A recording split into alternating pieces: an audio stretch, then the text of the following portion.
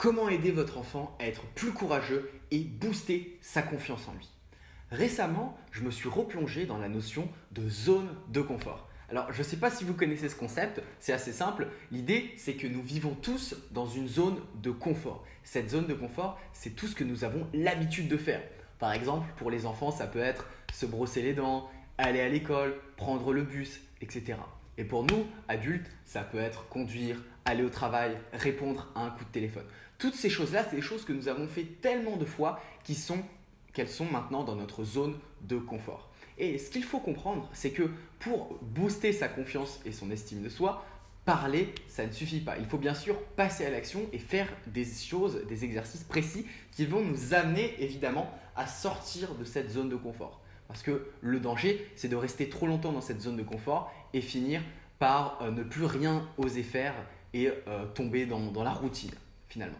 Donc ce que j'adore proposer aux enfants et aux jeunes, c'est tout simplement de passer à l'action et de faire des petits défis. Parce que l'avantage des défis, c'est que ça nous challenge, ça nous motive, c'est amusant. Et en même temps, ça peut nous amener à sortir de cette zone de confort pour aller dans la zone d'inconfort ou la zone d'apprentissage.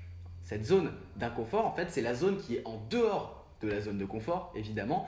Et c'est toutes les petites choses qui nous font un petit peu peur, qui nous challenge, qui nous demandent de nous dépasser. Un exemple très concret, ça peut être par exemple une zone d'inconfort, par exemple de parler en public. Par exemple pour un enfant, de s'exprimer devant la classe, pour beaucoup d'enfants que je connais, c'est un exercice qui est un petit peu inconfortable. Et donc l'idée, avec les petits défis que je vais vous donner juste après, c'est de pouvoir sortir de cette zone de confort et oser affronter ses peurs. Parce que plus l'enfant va apprendre à affronter ses peurs, plus ça va devenir une habitude, un automatisme. Et c'est ce processus-là qui va faire qu'il va gagner confiance en lui.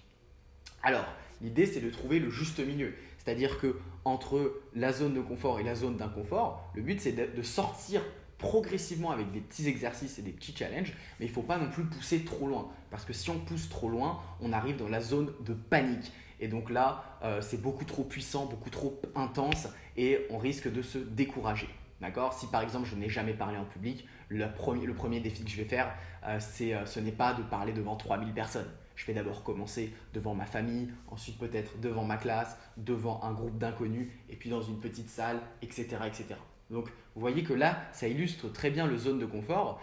C'est l'idée de faire des petits pas en dehors de sa zone de confort pour aider les enfants à muscler leur confiance en eux et surtout les aider à être plus courageux.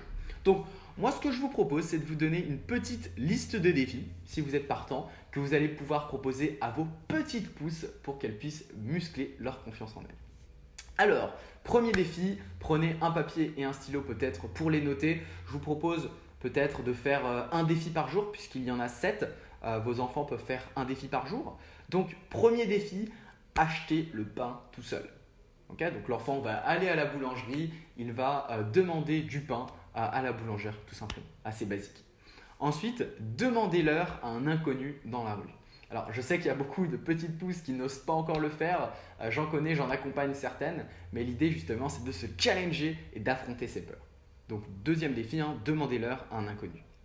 Ensuite, troisième défi que je vous propose, c'est de donner 1 euro à un SDF dans la rue, tout simplement.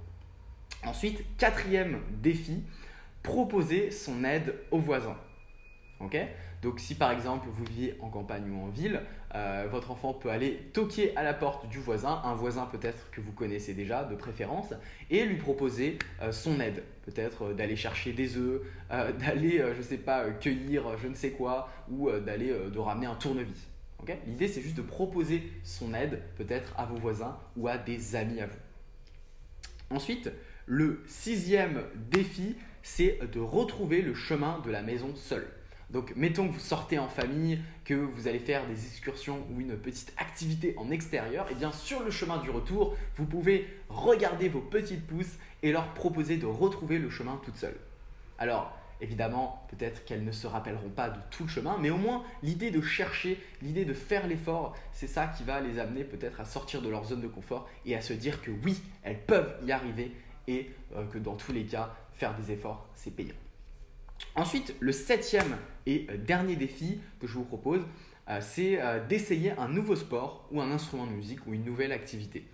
C'est vrai que En tant qu'adulte, on voit beaucoup de personnes, j'entends beaucoup de personnes qui me disent « Oui Albin, je n'ai pas encore de passion, je ne sais pas vraiment ce que j'aime dans la vie, etc. » Et moi je leur réponds « C'est pas que tu n'as pas de passion, c'est juste que tu n'as pas encore essayé suffisamment de choses. » Donc avec les enfants, sans aller dans l'excès inverse de vouloir toujours faire des choses, c'est intéressant de tester certaines activités, de tester par exemple un instrument ou un sport pour justement apprendre de nouvelles choses, sortir de sa zone d'habitude, de sa zone de confort et puis se dépasser. Voilà pour les 7 petits défis. J'espère que ça vous a plu, que vous allez passer à l'action et proposer ces défis à vos petites pousses. Si ce genre de vidéo vous plaise, n'hésitez pas à vous abonner juste en dessous de cette vidéo pour ne rien manquer. C'était Albin, l'éducateur bienveillant. Je vous dis à très vite. Bye.